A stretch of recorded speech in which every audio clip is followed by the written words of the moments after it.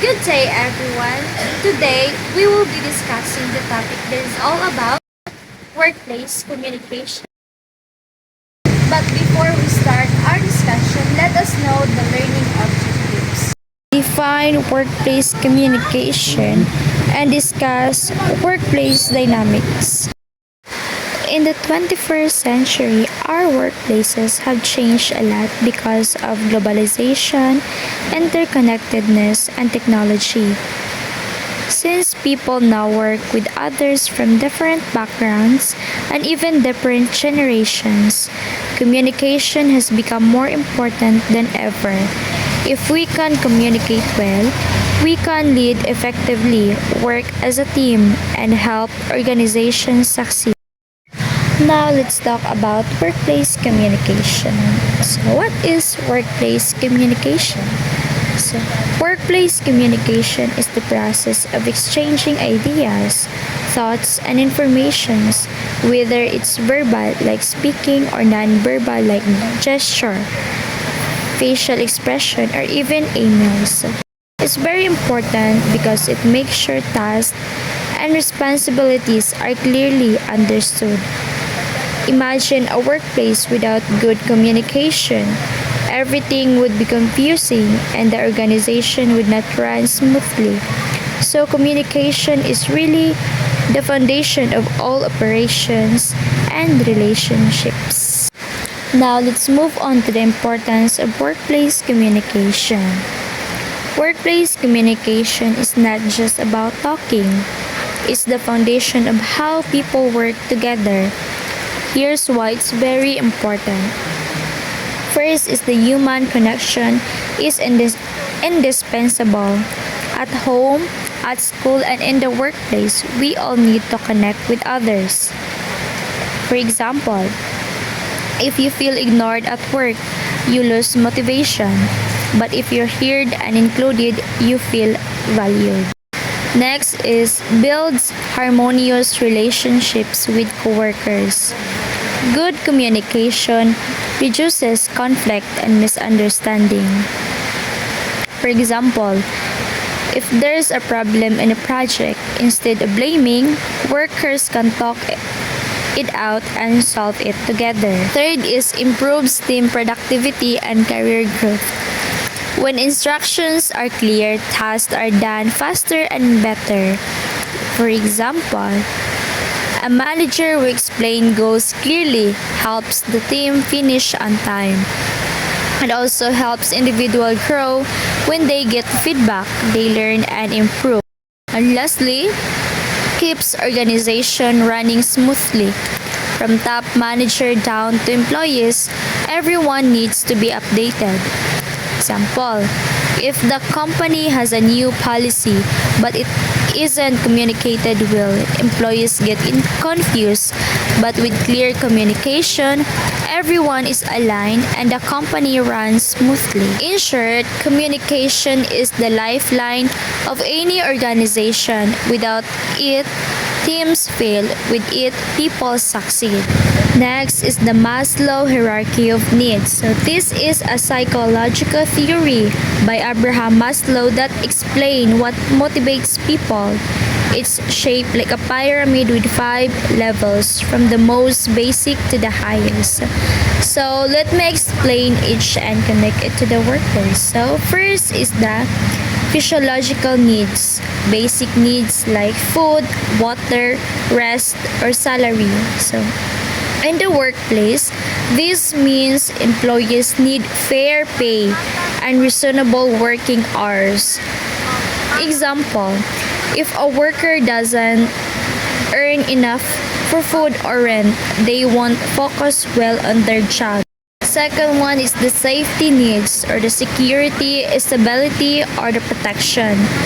So employees want to feel safe at work, physically, financially, and emotionally. For example, job security, safe working conditions, and benefits like health insurance. Third is the love and the belongingness needs, or the friendship, acceptance, and teamwork. So people want to feel part of a group. Communication help builds the sense of belonging. For example, team bonding, supportive coworkers, and feeling included in meetings. Fourth one is the esteem needs or the respect, recognition, appreciations. Workers want to be recognized for their contributions.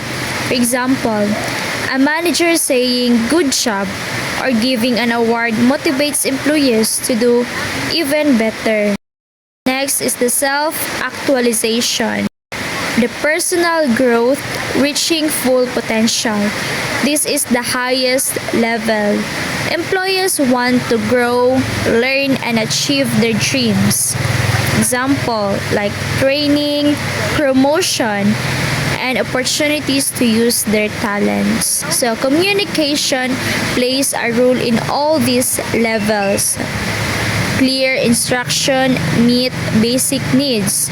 Feedback provides safety and clarity. Teamwork builds belonging. Recognition builds esteem. Opportunity and encouragement help workers reach self-actualization.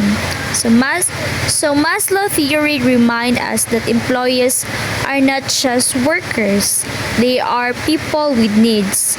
If communication addresses these needs, the workplace becomes healthier, happier, and more productive. Now, let's move on to workplace dynamics, which are the interactions and relationships that happen at work. These are four important parts. First is the diversity in the workplace. The multi-generational workforce. This means employees come from different generations like baby boomers, Gen X, millennials, and Gen Z. Each generation have different work styles and strengths. For example, boomers may value loyalty and hard work, while Gen Z may be more teach savvy and creative. So good communication helps bridge the gap between generation so they can work together effectively. Next is the organizational culture. This refers to the shared values, attitudes, and behavior inside the company. Every workplace has its own culture, like how employees dress, how formal or casual communication is, and how problems are solved. So, for example, some companies are very formal or suits strict schedules, while others are relaxed or casual clothes, flexible time. So a positive organizational culture makes employees feel comfortable and motivated. Next is the multiplicity of identities. So this means people differ in gender, ethnicity, religion, language, and personal beliefs. Instead of seeing these differences as barriers, organization should respect and value them. For example, having team members from different culture can bring new ideas and perspective that make projects better. Respecting identities avoids discrimination and creates inclusivity. Next is the respecting diversity. Respect is the key to making diversity work. When employees respect one another's differences, communication becomes smoother, teamwork becomes stronger, and conflicts are reduced. So, for example, if someone speaks another language or has a different tradition, showing interest and respect builds trust and harmony. So, diversity in the workplace is not a weakness, it's a strength. Employees may come from different generations, cultures, and identities, but by respecting these differences, organization can create an inclusive environment where everyone feels valued and motivated. The second one is the co-worker relationships. Since we spend more time at work than at home, Good relationships with coworkers are very important. Trust and teamwork help organization reach their goals. Next is the shared leadership. Leadership is not only for the boss. Sometimes leadership is shared among team members. This means tasks are divided. Everyone communicates well and the team work together to achieve goals. Next is the team building. This happens in both formal and informal gatherings, like meetings, workshops, or even simple bonding activities.